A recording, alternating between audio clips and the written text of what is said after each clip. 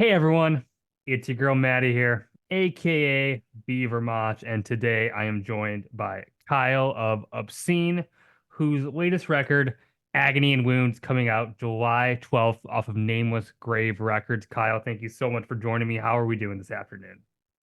Doing pretty well. How about yourself? Thanks for having me. I'm doing great. I'm doing great. It was my day off, so got to kind of rest up and then get ready for this. Nice. Yeah. Well, let's talk about your band. So, this is album number three, right? And Yep. everyone says each album that they put out is their best one yet. Well, let me ask you, is this your best one yet? And if so, how Ah, come? you are putting me through the wood chipper, Beaver. Uh, I it kind of like asked me to choose my favorite kid. Yeah. I'm just gonna say, I'm gonna default to the press release where I do think it is our most challenging record. Hmm. I think it's our densest record. I think it's our most nuanced record. And whether or not that's our best, I mean, again, I'm giving you a politician answer. I apologize, but Yeah. it's just you're asking, you're coming out swinging. That was, Yeah. and yeah, I mean, yeah, it's our best record. It's our masterpiece. It's our power slave. Hell yeah. It's our don't break the oath. Yeah, it's our best. Cool, cool. That's the correct answer. Yeah. Well, yeah, I mean, but it's like I care about the Inevitable Dark. I care about From Dead Horizon, Dead Horizons. I don't want. I'm gonna give them their love too, but yeah, Yeah. I mean, yeah, all our shit's great. Yeah. Um, when I listened to it, to the new record, something I was impressed by is the production because Okay. everything seemed to come out big and clunky and clear while keeping that nastiness. And I know you worked with Noah Buchanan and Dan Lowndes on this. Did they give you any insight to y'all getting this sound or this way, or do you credit the final product mainly to their expertise behind the boards?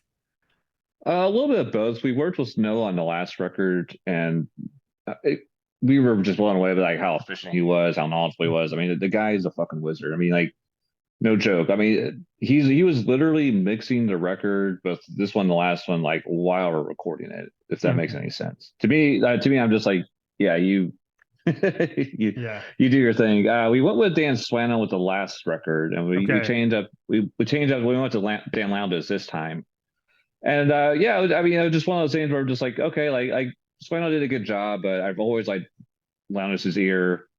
Because I mean, I think his work speaks for itself. Like, let's see what he can bring to this band, and I couldn't be happy. Yeah, and I agree with you. The production, to me, I think it's the best production we've had for any of our Mhm. records, and I've been happy with all of them. Yeah.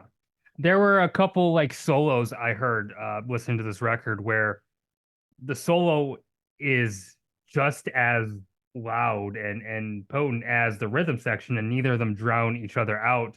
And that's not easy to pull off on record. Yeah. And yeah, I thought that was really cool. I'll Now, also credit the skill of Mike being a goddamn maniac on the axe, but go on, yeah. go on.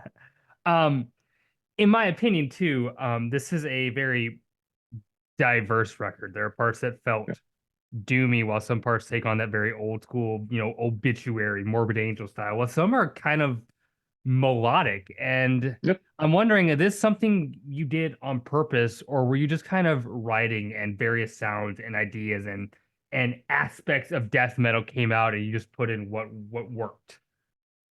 Yeah, that's a good question. I'm going to go ahead and say that I feel like we've always sort of had a melodic tinge to Hmm. our sound, even going date back to our demo. But we've never been like a full on metal death band, and I don't think we have any like real intention of doing so. Yeah. But yeah, I think it's just we've had the same lineup of guys for the past 7 years, and I think a lot of it just us growing together, like becoming better at our crafts, becoming more comfortable with one another, being able to like Yeah. I don't want to say experiment. I mean, yeah, actually, you know what? I will say experiment. Like just, but with it, but still, like not lose the plot. Yeah. I think you Like can being, become oh I god, think I think you can become an experimental death metal band without going full force into being like, I don't know, an ulcerate or some like Right, progressive death right. metal band. Yeah. Yeah. Yeah, absolutely, absolutely. Like 'cause I always just tell people like we're like no modifier death metal, just straight up death metal. Like I don't want to like because I know there's like 100 different kinds of shit out there, and that's great. But at the same time, it's just like we just kind of want to keep it. I hate saying it. I hate the term old school death metal, honestly, unless like unless you're like an Obituary or Morbid Angel. Yeah. But yeah, I'm just like, yeah, we're sure death metal, but like that doesn't mean we can't have flourishes of mellow, of melody. We can have flourishes of dissonance or experimentation, but still, this is the task at hand. This is the plot. Let's stick to it. Yeah, with so many styles of death metal, with like bands going into like this more disso death or death doom. Well, I think there It's is funny this. you say. I did mean to cut you off, but if I did. But it's funny you say disco death because I didn't even realize that was like an actual subgenre till like a month or two ago. I'm like, oh, okay. I mean, I just think Obscure is a cool record, but so yeah, Yeah. go on. Yeah, but it's like mellow death. There's all these strands, Hmm. and now that death metal has, and really every metal subgenre, black metal is just the same, but Right. has Sure. sprouted into so many micro genres that I think maybe bands are afraid to just not have to pick one, just kind of go for it and Yeah. make no, like you said, no modifier death metal, and Yeah. so they a fear of not being original enough. But I don't. I think there's Yeah. danger when you try to be too something. Yeah. Because you put yourself in a box, you just Yeah. can't really get out of it. It's speaking of putting yourself in a box, like when because someone asked me this the other day about like the album title Agony Wounds, and I had mentioned that we had about 4 or 5 songs written, and like half of them were doomy, half of them were just fast ripping songs, and I was like, I explored the idea like, oh, what if we did like a death metal version of Black Flag's My War, where it's just like one half like side A is just all the super fast songs, and side B is just like all the slow, sludgy, dirgy songs, and we were like Mm. kind of like work with it, and then like after like a week or two, it's like this is just stupid. Let's just be ourselves. My take on that record is it was important for the time, but I think if Black Flag put out a record like that today, everybody would hate it. Like there would be no like good feelings towards it. I that's just my take, but I think like it Sure, was so sure, kind of jarring like yeah, yeah. And I mean, that. I hate to talk shit, but have you heard Black Flag recently? No, I mean, yes, Woo, I'm aware, but I have not like actively woo. listened to a Black Flag record. Yeah. Oh, okay. I try. I wanted to be the optimist. I'm like, nah, this Yeah. guys again, buddy. Well, this is your first record on Nameless Graves. You were previously on Blood Harvest, and I'm wondering Yeah. how has this experience on this new label been for you?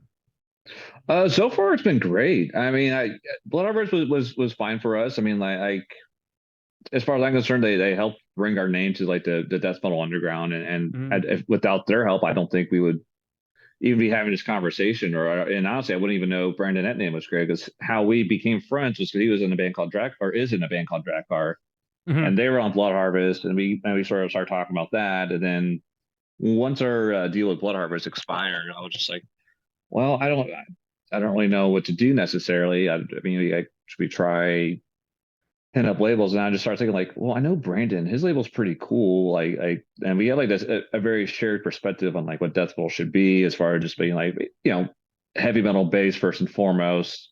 And I think he puts out a lot of cool shit. Like I really like that Ultra Gore stuff. I thought the Dungeon Serpent stuff he put out was great. Yeah. I drag car a lot. I mean, I think like some of the heavy metal stuff he put out is really cool. That Helmsley out record he put out is great. So I'm just like, he was the first guy I hit up. I'm like, hey man, like our deal with Blood Harvest is up. We still want to be a band. We still want to record. Would Nameless Grave be interested? And he was just like, yeah, absolutely. And then just went from there. And like, yeah, as far as promoting the record, like we already have our LPs. Previous 2 times, the records have been delayed, Yeah. and that's not necessarily Blood Harvest fault. I'm not trying to like put the blame on them. It was just, No. the first record came out in 2020, and and then 2022 happened, and like the press plants are still sort of dealing with the aftermath of that, so that got delayed again. But and Yeah. Yeah, I was stoked at how quick the turnaround was for all this because we recorded it towards the end of January, got the mix a couple weeks later, master a couple weeks later, and yeah, I think end of February is when we got everything like mixed and mastered, and here we Wait, are. January of 2024?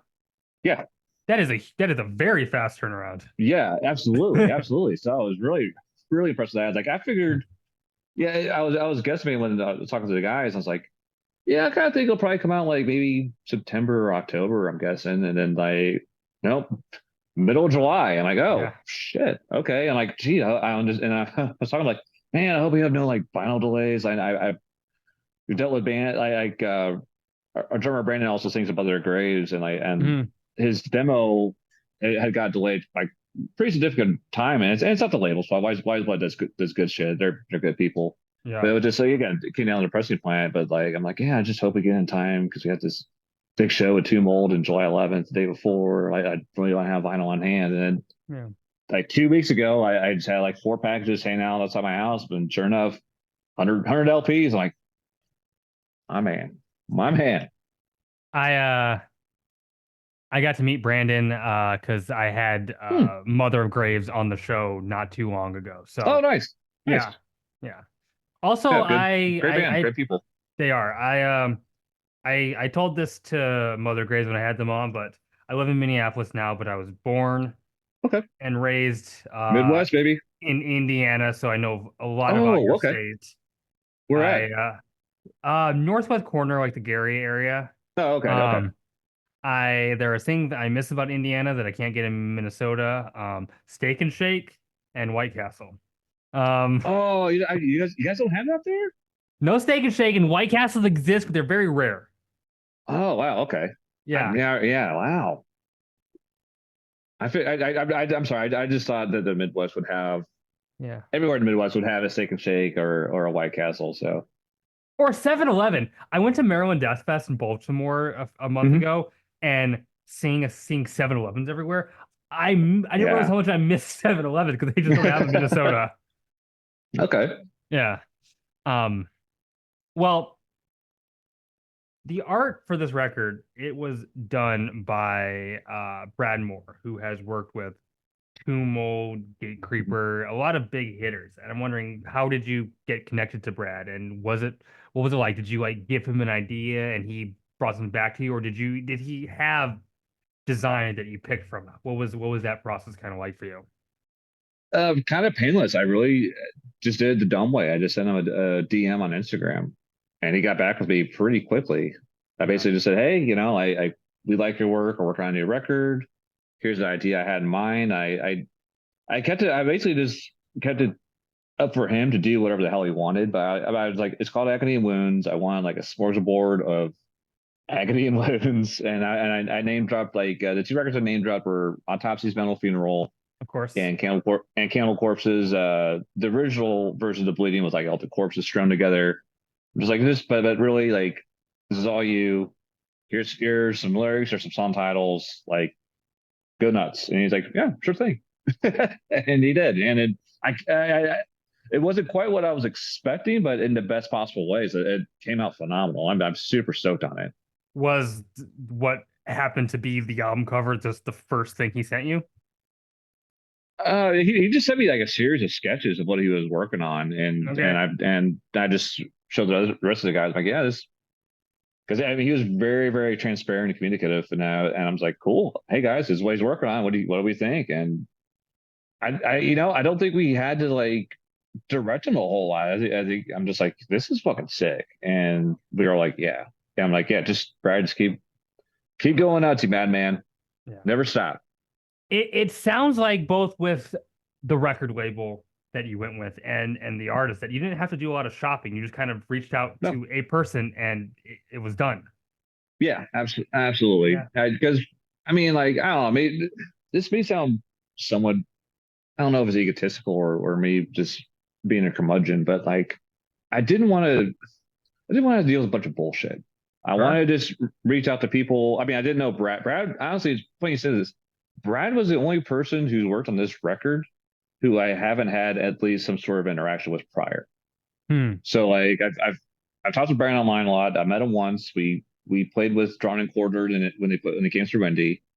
Uh, Sean with Desert Wastelands Productions. They're handling a set. I met him at Metal Threat, just hanging out. Dan, I had Butch Crucial Metal in Indy with The Chasm and Infernal Conjuration some years ago, so we already knew each other. Noah worked on the last record, played with Nunslaughter a few times. So it was just really chill and very easy to deal with. And that's like, Steve Albini passed away recently, as we all Yeah. know, and like yeah, it's a sort of quote, just like just work with people you know, and I kind of feel like that was a move. Like I've had a lot of people kind of ask me like, well, hey, bro, you know, well, you should have tried hitting up like $20 spin or Dark Descent and I'm just like, yeah, but I don't know these people, and Sure. like I feel like we're on our third album at this point, like. We've toured, we've put out records. Like people know who we are, and if they, I feel like if they really wanted to work with us, we're not hard to get a hold of. And Yeah. I never heard anything, and that's fine because like we're doing just fine on our own, and we're doing just fine with Nameless Grave and Desert Wasteland. I feel great about everything. So Also, I feel like $20 Span and Dark Descent are two very busy labels. Like they yeah, put out absolutely, so many yeah, no, releases. sure, sure, and they did a great job. I'm not trying to like disparage Yeah. any of them. I was just because no one means any offense by it, and I get it, but I'm also just Yeah. sort of like like we're doing fine, man. Yeah. Like, like what's it matter? Like Yeah. I feel like as the years go by, like what label you're on it isn't terribly important anymore. It's Yeah. just like you kind of have to. It's kind of go back to his roots of doing shit yourself Yeah. and Yeah. trusting people you know. Yeah. I think the point I was trying to make there is that like those labels, while they have that recognition, Yeah, can't give the same individual attention to any sure, particular band where I think Name Was Graves can give more, put more effort absolutely. into promoting Yeah, you. yeah, and then yeah, I have no complaints whatsoever. They've been great to deal with. So Mhm. I think shout out too, Brandon. Shout go on. I I'm sorry. think, no, you're good. I think too, with our scene, underground extreme metal versus maybe other, and I'm sure other music communities have this to an extent, but I Of think course. it is so tight, right? It's such a Hmm. kind of a small world we live in, like where It is. people just kind of meet each other at shows, and there's no like, I mean, there are, but there are no like celebrities. Everyone's kind of accessible to each other, Hmm. and so Yeah, you don't have to network as much. Everyone knows somebody. yeah, yeah. Just just don't suck, really. Yeah. Yeah, just be Uh, be. Yeah, I wouldn't say yeah. Be a decent person yeah. and like have a cool vision for your band or whatever you're trying to do, and eventually like word will get around. Hmm. Yeah. I mean, the magazines, even like the Hmm. big like the metal injections do cover bands that are not Metallica. Right. You'll get your name out there. I mean, Yeah. it's not. I mean, metal heads are tend to be very. They search out music. They really go. They take Yeah. the Bandcamp Recs to heart. They go and they find Absolutely. it. Yeah. Yeah. Um. Yeah. And the cool thing is like to go back to being like an old guy, like, I got into underground metal when I was like in the late 90s. Mhm. And I got through like, I mean, like the internet was around and I definitely used it, but like it's nowhere near as pervasive as it is these days. But yeah, I got into like reading Metal Maniacs and shit. So it's just like, and it's a lot easier now because like, I don't, the thing, I'm trying to stammering over here, but like, I'm thinking like things are underground, but they've never been more accessible. You know what I mean? Mhm. So it's very, but it's also like it also makes it harder for bands to like really stand out. So like you kind of have to bring something to the table that makes it stand out. It's I sort of my was perspective on it. I was so surprised when Tomb Mold, their Ways record, got reviewed Hmm. on Pitchfork. Like I didn't realize Oh, I that. didn't know Like, I was on Pitchfork. yeah, I didn't realize they were a band that had reach, outside of the underground. And for the most part, they Yeah, don't. But at least like you're saying with the internet, like it's not that inaccessible. Like it right. is easier to find the stuff. Yeah, absolutely, Yeah. absolutely. Um, I'm curious because I feel like you do have somewhat of a philosophy on this. what do you think makes a great death metal album above just an average one? What makes it stand out? Oh, that's a good question.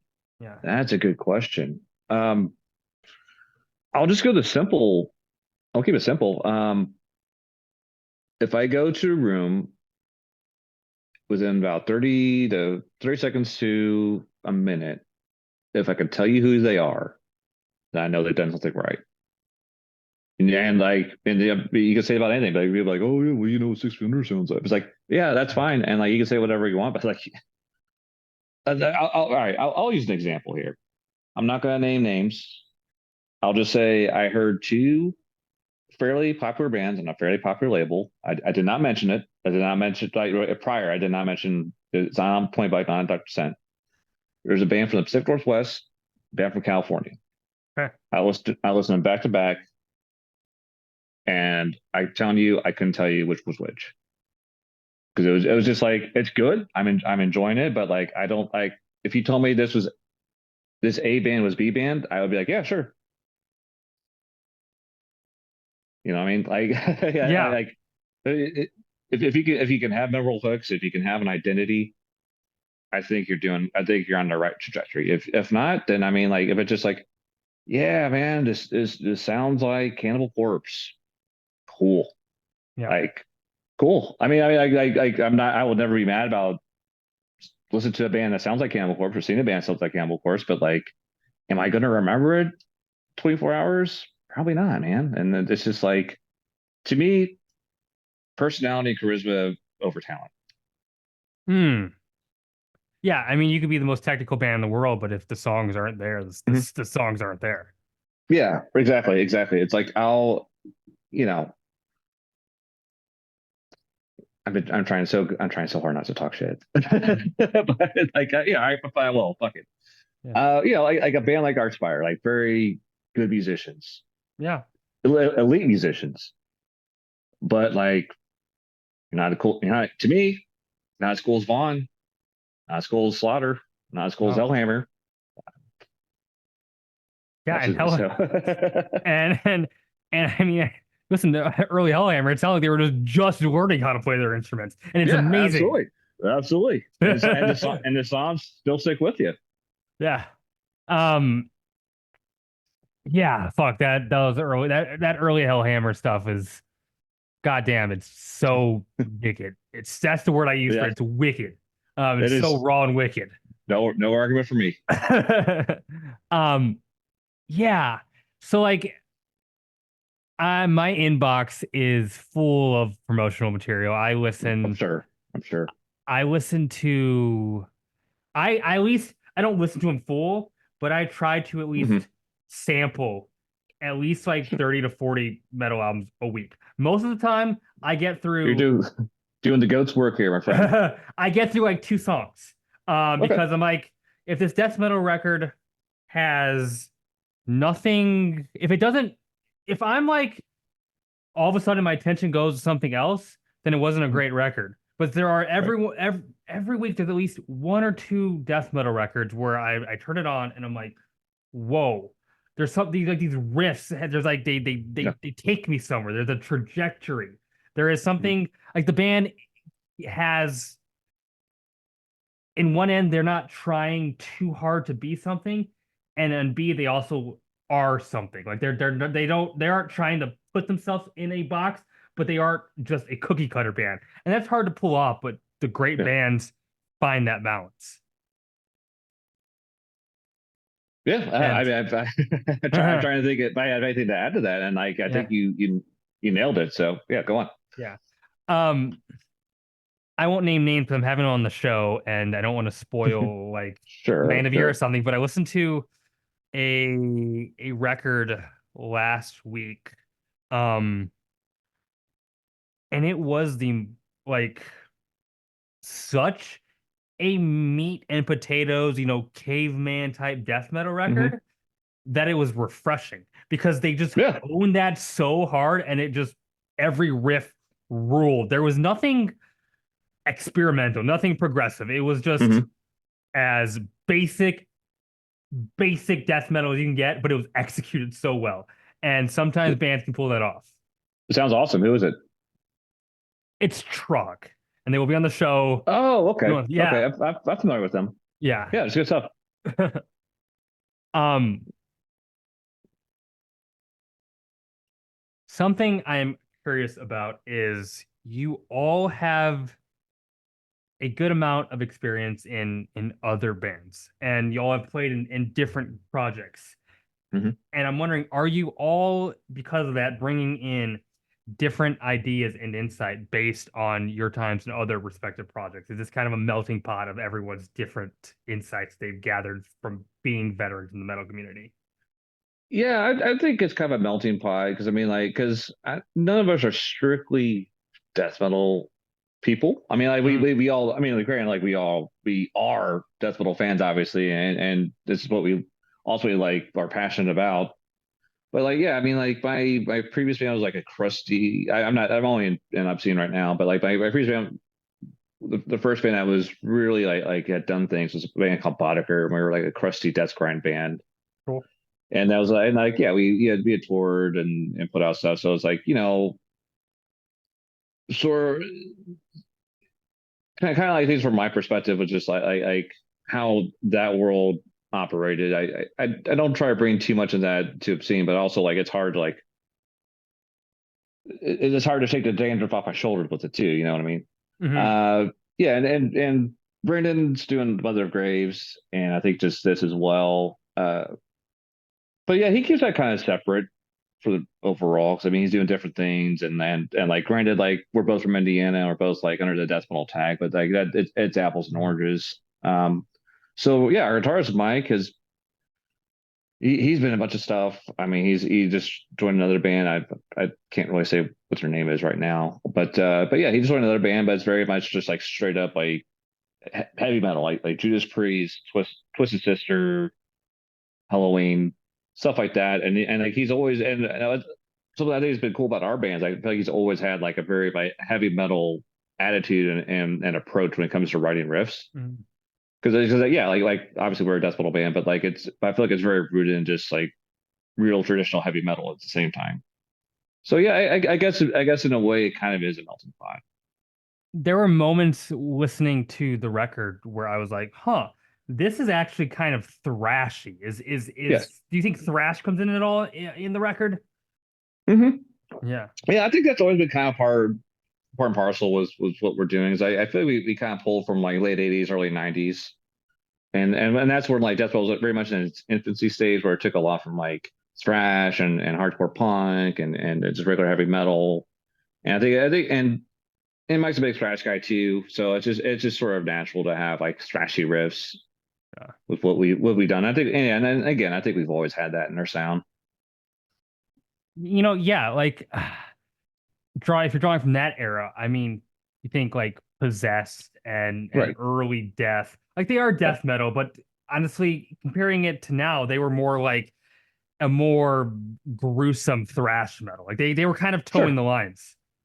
Yeah, yeah, and also like you got to consider at that point in time, like the lines were blurred so much that like I feel like anything from a band like Cerith and Ghoul and a band like Repulsion could be considered death metal. You know what I mean? Like Sure. to me, I mean, like I love for me, it is kind of all the same. Like I Mhm. kind of go with the Keen Valley approach. Like yeah, it is all the same, Yeah. but but that's kind of how we look at it too. Yeah, I think looking back though, like if you look at like bands like Incantation or Immolation, I think those are like Mhm. that's like definitely a cutting off point where they are like completely Right, right, right. distinct genres. But yeah, I think Yes, it took yes, time to get there. yeah, absolutely. I mean, we also got to consider like death metal as a genre is still pretty young. I mean, like Sure. if we're tracing it back to 84, 85, it's only 40 years old. I mean, like, so yeah, I mean, it's always, and I know people get tribalistic about things and real pedantic and stuff, but I mean, at the same time, like, yeah, it's still growing, Yeah. man. And depending on your perspective, I think it's a great thing. But what's curious about, death metal is it didn't seem to be like just a moment in time, kind of just like Right. a thing. Like grunge was a thing. Yes. Hardcore punk, it turned into something else, but it was a thing for a few years, Mhm. and other genres of like kind of extreme music or not, or just like heavy or hard music was like a thing where death metal has just existed. Even you can make the Yeah. argument that thrash kind of died for a little bit. It's coming back, but death Yeah. metal has never kind of, it had a moment where it was kind of too oversaturated and had to come down a bit, but Yeah. it's always been there. Right, right. Yeah, I feel Yeah. like I mean, like I think maybe in the mid '90s it was like because I know like with all the Columbia deals it kind of like petered off, but it's not like there weren't bands that are still releasing cool records in like '96, '97. Like Vader was coming out, Cryptop. I mean, they had been out, but they were put out like Deeper Fundus and like Cryptopsy were coming out, and all that stuff. So I mean, like yeah, like I said, it's always just been there. I mean, like granted, like some years are better than others, but I mean, I feel that same for literally any sort of genre, not even music, even like movies, you know. So yeah, yeah, like you said, it's always been there, and it's funny because I always hear people say, "Oh, death metal's just trendy shit," but it's like, yeah, I've heard like the whole like OSDM thing, but that's been a thing for like 15 years at least, Mhm. as far as like revival bands. So it's just like, is it really a trend at this point? I don't think it is. Yeah, those Dead Congregation albums are pretty old at this point. For They're classics. yeah, Yeah. yeah, almost. Yeah, it's almost classic rock at this point. Not quite, not quite. Give it another decade, but you're not far off. Not far off. I'm just gonna delete the beginning and end of this and put that as a YouTube short. Dead Congregation's classic rock. Yeah, yeah. That called Dad Congregation. Dead Congregation. That's what the title is rated to be Dad, called. Dad Congregation. All right, I'm into that. Yeah, yeah. Uh but I get the tag like the old school death metal revival. I get Hmm. philosophically what they're doing. They're going back to the Absolutely. roots after like death metal went to so many directions. But I listened to like Blood Incantation and Tomb Mold, and I don't think they sound anything like Morbid Angel. Like I think they're inspired by it, but there is just something, and that's not a bad thing. That is its own thing. I don't get why this idea that it's old school death metal. Yeah, I just kind of feel like Yeah. again, like kind of what I said earlier about like no modifier death funnel, and it's just to me, it's just like yeah, we're. So I feel like whenever that term comes up, you're just talking about a band that isn't slam or isn't like technical or diso death or Yeah. or so you're just talking about a death metal band. So yeah, so I'm just like yeah, we're just a death metal band. Like Yeah. you can use whatever adjectives you want, but at the end of the day, we're a death metal band. Like, yeah, I definitely hear like Morbid Angel Roast and Blood Incantation, but I can tell the two apart very easily. You can tell Yeah. I can tell two mold apart from Blood Incantation very easily. So it's just yeah. Yeah, it seems like um Ari, if a band comes out that's death metal, the checklist is: Are you like Portal? No. Are you like Defeated Sanity? No. You're old Yeah. school death metal. Yeah, yeah. Yeah. And I think that's kind of how these things are Yeah. done, and which is very very reductive and very silly. But I mean, Yeah. that's just the world we're occupy. Um, well, since we've gotten into chatting about the world of death metal and kind of like picking apart what we think of the scene, if you say it now, I'm wondering if you could give me your, just not you necessarily your top three, but give me three essential death metal albums. Not necessarily the three most essential, but three you would recommend for someone getting into the genre. Well, okay, yeah, sure. Yeah, I mean, it's gonna be really basic. I'm gonna do three basic ones that I think sure. everyone should listen to, and I'm gonna do three, little off the cuff. So the three records that I think just if an alien came down and he asked me what's death metal, what should I listen to? I would say you need to listen to Autopsy Mental Funeral. Hmm. You need to listen to Death Leprosy, and you need to listen to Morbid Angel Ultra Madness. Yeah. Pretty fucking basic, but like to me, it's just yeah. Come on, if you don't like those records, you're stupid. Three off the cuff that I would just again because I hate just because there's nothing I can really say about Autopsy, Death, and Morbid Angel that hasn't been said Yeah. 100 billion times already. So, but yeah, but since you posed the question to me, I gotta be honest. Well, I those was like, what? yeah, those albums, they're in a way they are kind of rudimentary, right? But you still listen to them today, and they still have a power to them. 40 Absolutely. years later. Yeah, yeah. I mean, it's just the power of good songwriting, good riffs, Yeah. I and doing shit that no one was doing at that point. yeah. I feel like my list would be similar. I might throw in like a suffocation album just to kind of Sure. show things that like it shows some evolution in the genre, but still like an Okay. essential. Yeah. Yeah, I won't argue with you. Well, So yeah, yeah. Go on. I'm sorry. no, you're good. I know you are a band that has toured, does tour, is has touring plans for this album been set in stone yet? Do you plan on going on the road for this?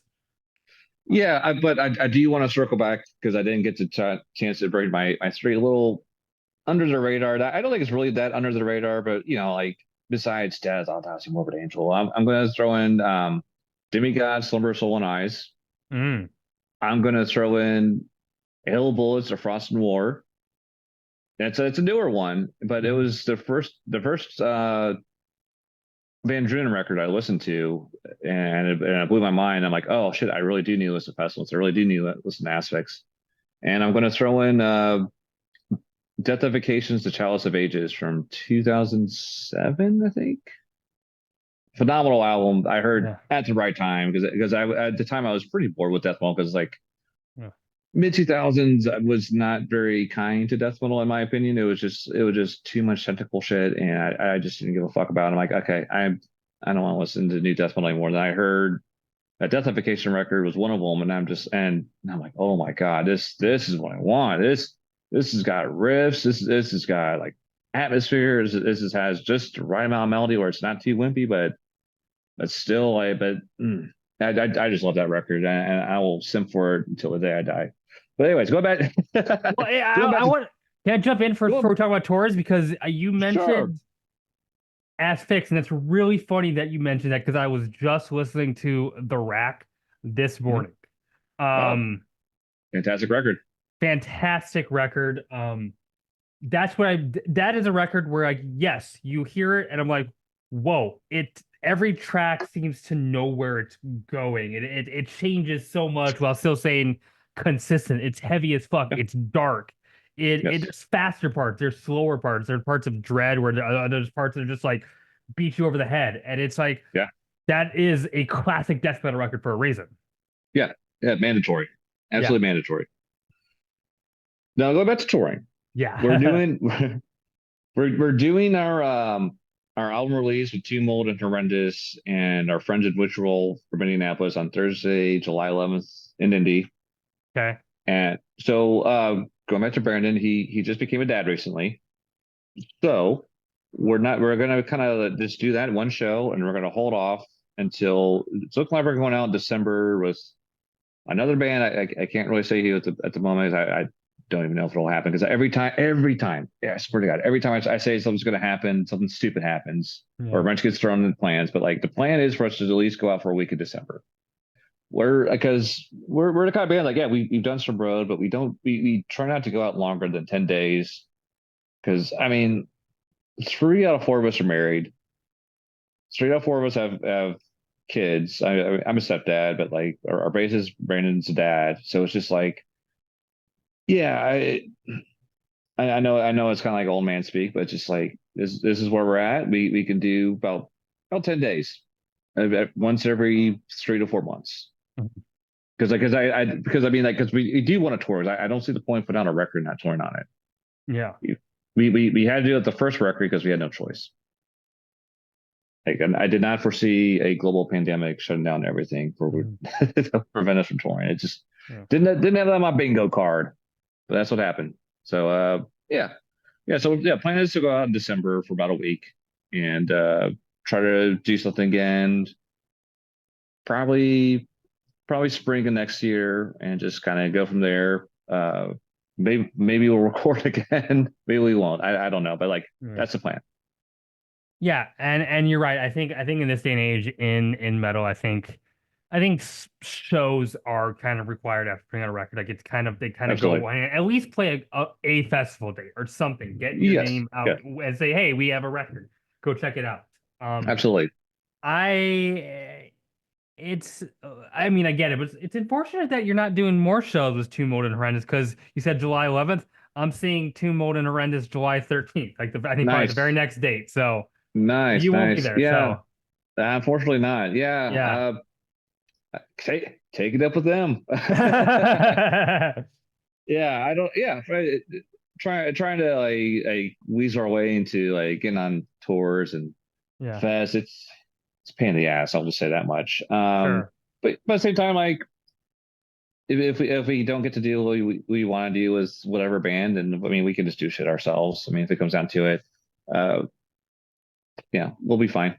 I did want to play Minneapolis this summer. It just didn't pan out because we got a little snake bit. We've been snake bit a few times with shit, but like we were supposed to do a weekend with Temple Void and Oh yeah. Tombstoner where we're just playing Cleveland, Detroit, and Indy. But singer and Tombstone, or not Tombstone, Temple Void got in a pretty nasty car accident, totaled his Mhm. car, couldn't make the shows. Detroit ended up getting canceled, but played Cleveland. That was fun. Indy was fine, but it was just one of those things. Just like, yep, just here we go.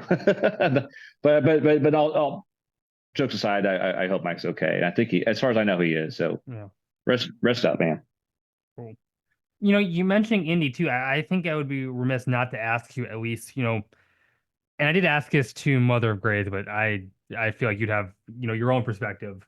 What is the metal scene in Indianapolis? I don't think of it as like a big metal city, but I mean, every city has their scene. Mhm. Yeah. I mean, like, it's very expansive right now. I mean, like, there was a point in my life where I feel like about at least a decade, probably even longer ago, where I would go to a show and I would know about 80, 90% of the crowd. Mm.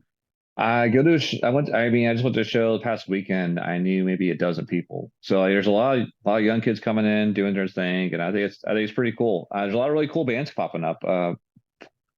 The aforementioned Mother of Graves. There's a Grave Ripper from here. It's really cool. Really cool, like kind of like old Skeleton Witch mixed with Toxic Holocaust.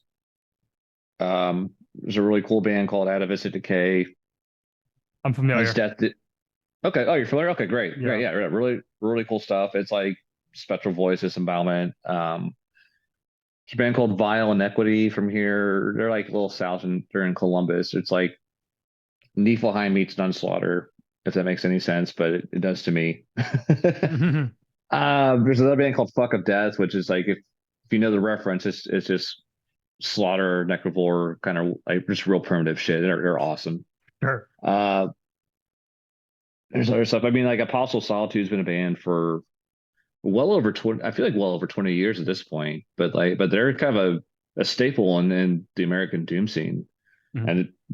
And it's funny because I had mentioned this to the guys. I was just like, like I kind of wanted to be the deathful version of Possible Solitude, where you just like you put out just cool records time and time again, do some cool tours, do some cool fests, and just but like you're still I don't know, you're still just a real ass band at the same time without like these like weird delusions of grandeur, which happen more frequently than I'd like to admit with not within our scene necessarily, but just what I've noticed with talking to other people and stuff. I'm just like, oh, okay, cool. You're playing in a bar to 50 people, my bud. Like, let's settle down, Beavis. The times that have been to Indianapolis, and I've been to Indianapolis quite a few times when I was Okay, in Indiana, it always struck me as like it is a sports city. Like that is what hmm Indianapolis is. But I'm sure that's absolutely. probably from like that's probably just what I get from like a cursory glance of the city. I'm sure there is pockets of like this underground, energy. Yeah, yeah, absolutely. I mean, it's definitely it's both. I mean, it's a Yeah. sports city, but yeah, I mean, like, cause like it was really barren here for a number of years, where it's just like the only bands that would really pop up was just like they would either hang out for a couple months and just die off, or they would be around. They'll play some local shows, but they wouldn't like record or tour or do anything. But Mhm. like lately, there's been a lot of really cool bands and a lot of really cool things. So I mean, like I named out a handful of bands, but there's definitely I feel like close to a dozen more that I could have. That I've just like either I just slipped my mind or but yeah, there's yeah, again, there's a lot of really cool stuff going on here, and pretty happy to see it. Do you know if like there is a scene popping up in other parts of Indiana, like Terre Haute, Fort Wayne, Maryville? Do those Yeah, cities have things going on? Fort Wayne's got a pretty good like hardcore punk scene from what I can tell. Cool. Yeah, there's a band called Colossal Man. It's pretty much just straight up like 80s hardcore style. Uh, Younger group of kids called Feticide, and it's like kind of Magasoppy stuff, but it also has like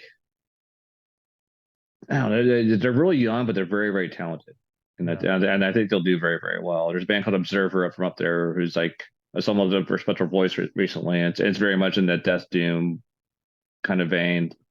They're awesome. I know shit, Working Corpses. They've been around forever, and it's like Misfit style horror punk meets Merciful Fate meets old school death metal. They're sick. That's a wild Um, combo. yeah, no, and they're so much fun live. They're so because they dress up because they really lean into like the horror goblin shtick. They dress up with like these funny little Yeah. outfits, but they take 100% seriously. Like their vocalist is very dynamic, and like he speaks in like the Crypt Keeper voice in between songs for banter, and he has a maniacal laugh on point. It's so much fun, so Hell good. yeah. Yeah. Well, glad you shed some light on your state Yeah, for those I have to because who aren't familiar. Yeah. yeah, because I it's been a flyover state forever, and like people don't yeah. always realize that there is like a lot of really cool stuff in Indiana. Yeah. But and I understand the stigma that's attached to it, and I can't really argue with a whole lot of it. But that also kind of breeds some cool music as well. So Yeah. I mean, since I left Indiana, what I know mainly of it is Peyton Manning and Mike Pence, and take what you will with that. yeah, well, let's not disrespect Peyton. You can say what the fuck you want about that piece of shit Pence, but fuck him. Yeah. What a horrible human being. Yeah, it's worse. Yeah. Well, Kyle, I have nothing else to ask you, but I Okay. do want to thank you so much for your time. For let you go, tell people where they can find you, give the band camps, the socials, all that. I'll leave the floor to you. Um, Sure. Sure. Yeah. So Bandcamp. Yeah, I can't remember. I think it's just you just happen Obscene. You just find it there. I yeah, think that's yeah. I don't know what our official URL is. yeah, The Facebook URL is like Obscene DM. The Instagram URL is Obscene Death Metal Official. I think there's a underscore there. I can't remember. I've had a few beers. I think it's Obscene Death Metal underscore official. But yeah, that's pretty much all we're at on social media. We just do Facebook, Instagram, and yeah, we're on Bandcamp, obviously. We're on Spotify. I think it's also Obscene DM on there as well. Yeah, but yeah, if the link is wrong, we're pretty easy to find. sure. Well, Kyle, thanks again so much for joining me. For everyone watching at home, make sure to look out for Agony and Wound coming out on July 12th off of Nameless Grave Records. As always, thank you so much to my Patreons. And for you watching at home, keep it metal. My name is Maddie, aka Beaver Mosh, and I'm signing off.